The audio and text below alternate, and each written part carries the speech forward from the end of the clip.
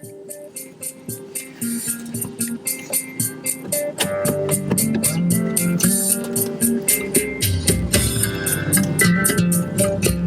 True presents Out of Your Mind, Essential Listening from the Alan Watts Audio Archives. Session 8, The World as Just So, Part 2, with Alan Watts.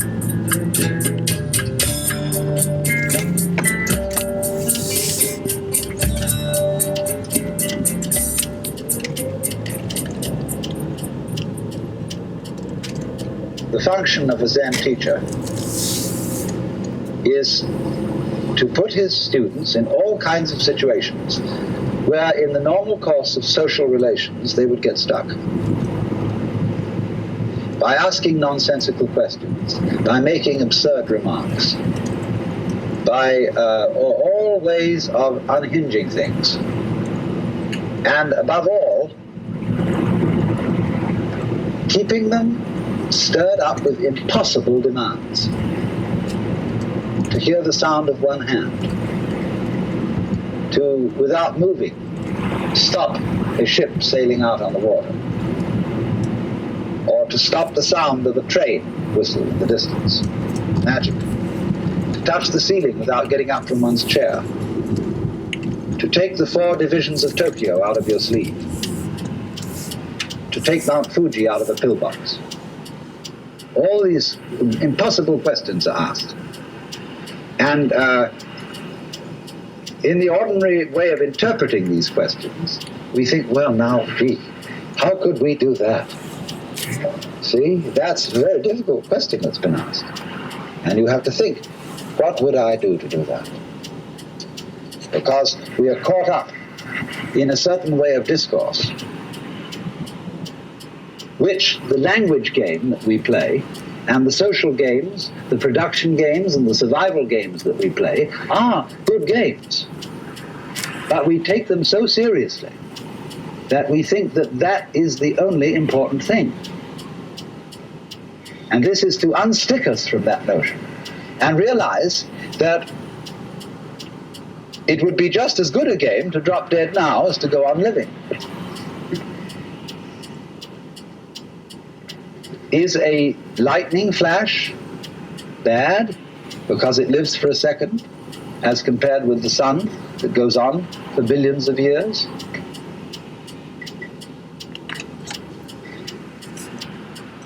You can't make that sort of comparison, because a world of lightning goes also with a world where there's a sun, and vice versa.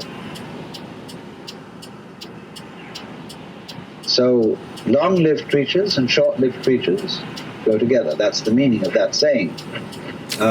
Flowering branches grow naturally, some short, some long. So this then is a scene in a Zen community where spontaneous behavior is encouraged within certain limits. And as the student becomes more and more used to it, those limits are expanded until eventually he can be trusted to go out on the street and behave like a true Zen character and get by perfectly well. You know what occasionally happens on the street when 2 people are walking down the sidewalk straight at each other, and they both decide to move to the right together, and then to the left together, and they somehow get stuck, and they can't pass each other. Zen teachers will pull just exactly that sort of stunt when going down a path and meet one of their students, to see if they can get him in a tangle. Can he escape them? And you will find in everyday life that there is a very clear distinction between people who always seem to be self-possessed and people who are dithering and nervous and don't quite know how to react in any given situation, always getting embarrassed because they have their life too strongly programmed.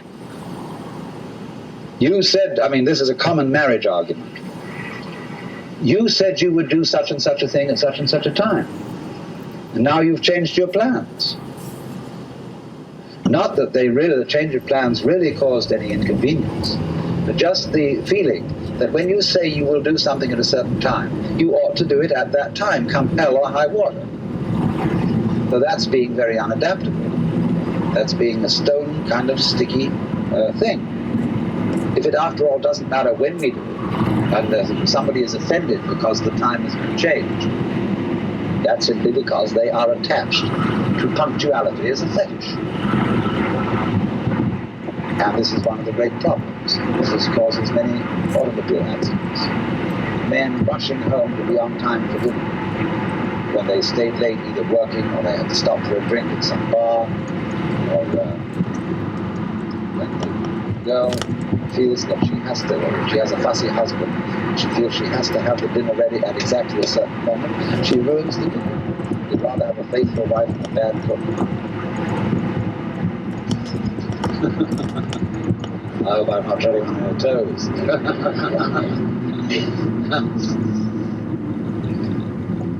So, you see, we spend an awful lot of energy trying to make our lives fit images of what life is or should be, which they could never possibly fit. So, Zen practice is in getting rid of these images. But it's so explosive socially to do that. And it so worries people. They get vertigo, they get dizzy, they don't know which end is up. And this happens, you know, if you've ever been in one of those blab sessions where they call them tea groups, I think, or something like that, where people gather together without any clear idea of what this gathering's about. They know it's somehow self-exploration, but just how do you begin on that? And so somebody starts to push his idea, and then somebody else says, well, why are you trying to push your idea on us? And then they all get into an argument about the argument. And the most amazing confusions come about, but sometimes they all see what idiots they're being.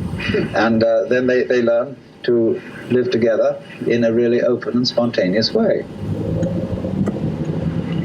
There was a very interesting dinner party once where the Zen master was present, and there was a geisha girl who served so beautifully and had such style that he suspected she must have some Zen training. And after a while, when she paused to fill his sake cup, he bowed to her and said, I'd like to give you a present. And she said, I would be most honored. And he took the iron chopsticks that are used for the hibachi, the charcoal brazier, moving the charcoal around. He picked up a piece of red-hot charcoal and gave it to her. Well, she had very long sleeves on her kimono. She whirled the sleeves around her hands and took the hot charcoal, withdrew to the kitchen, dumped it, and changed her kimono because it was burnt through. Then she came back into the room, and after a suitable interval, she stopped before the Zen master and bowed to him and said, I would like to give you, sir, a present. He said, I would be very much honored. Of course, he was wearing a kimono, something like this.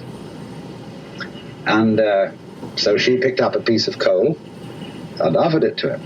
He immediately produced a cigarette and said, thank you, that's just what I needed.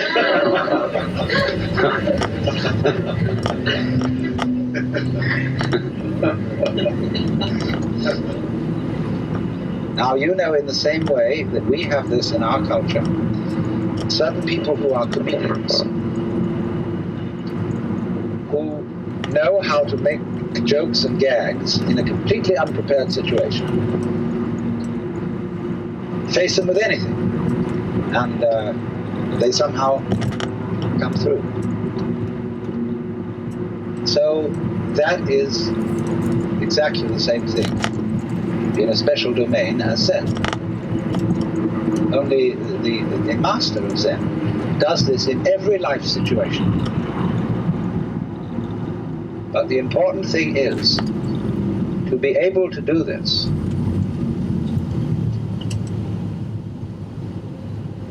This is the secret. You must remember, you can't make a mistake. Now, that's a very difficult thing to do. because from childhood up, we have had to conform to a certain social game. And if you're going to conform to this game, you can make mistakes, or not make mistakes. So, this thing has gone into us all the time. You must do the right thing. There's certain conduct appropriate here, there's certain conduct appropriate there. And that sticks in us and gives us a double self all our lives long because we never grow up. Do you realize that the whole of life plays a game, which is a childhood game? There are three kinds of people: top people, middle people, and bottom people. And there can't be any middle people unless there are bottom people and top people. There can't be any top people unless there are middle and bottom people. And so it goes. And everybody's trying to be in a top set. Well, if they're going to be there, there's got to be someone in a bottom set. And the people who do the right thing and people who do the wrong thing. Here in Sausalito, we have this very, very plainly. There are the right people, nice people who live up on the hill. Then there are the nasty people who live down here on the waterfront, and they grow beards, and they wear blue jeans, and they smoke marijuana. And whereas the other people on the top of the hill drive Cadillacs and have wall-to-wall carpeting and nicely mowed lawns, and their particular kind of poison is alcohol. Now, the people who live on the top of the hill know that they're nice people. But they wouldn't know they were nice people unless they had some nasty people to compare themselves with. Every in-group requires an out-group. Whereas the nasty people think they are the real far-out people. Whereas those people, those hillbillies, are squares. And they wouldn't be able to feel far out unless there were squares. See? These things simply go together. But when that is not seen, we play the games of getting on top of things all the time. And so we're in a constant state of competition as to, if it's not I'm stronger than you, it's I'm wiser than you, I'm more loving than you, I'm more tolerant than you, I'm more sophisticated than you. It doesn't matter what it is, but this constant competition is going on. In terms of that competition, we can, of course, lose place and in that sense make mistakes. But what a Zen student is a person who is not involved in the status game. That's the real meaning of a monk. He is not keeping up with the Joneses. And to be a master, he must get to the point where he's not trying to be a master. The whole idea of your being better than anybody else simply doesn't make any sense at all. It is totally meaningless. Because you see everybody manifesting the marvel of the universe in the same way as the stars do. And the water, the winds, and the animals. And you see them all as being in their right places and not being able really to make mistakes, although they may think they're making mistakes or not making mistakes and playing all these competitive games. But that's their game. Now, I only say, if that game begins to bore you, and it begins to trouble you and give you ulcers and all kinds of things, then you raise the problem of getting out of it. And therefore you start to become interested in things like Zen. That is simply a symptom of your growing in a certain direction, where you are tired of playing a certain kind of game. You are as naturally flowing in another direction as if a tree were putting out a new branch. So because you say, oh well, we people are interested in higher things, you see, that depends still on the differentiation of rank between the superior and the inferior people. But when you begin to see through that and grow out of that, you don't think anymore of this superior and inferior classification. You don't think that we are spiritual people who attend to higher things as distinct from these morons who are only interested in beer and television. This is simply our particular form of life. Like there are crabs, and there are spiders, and there are sharks, and there are sparrows, and so on.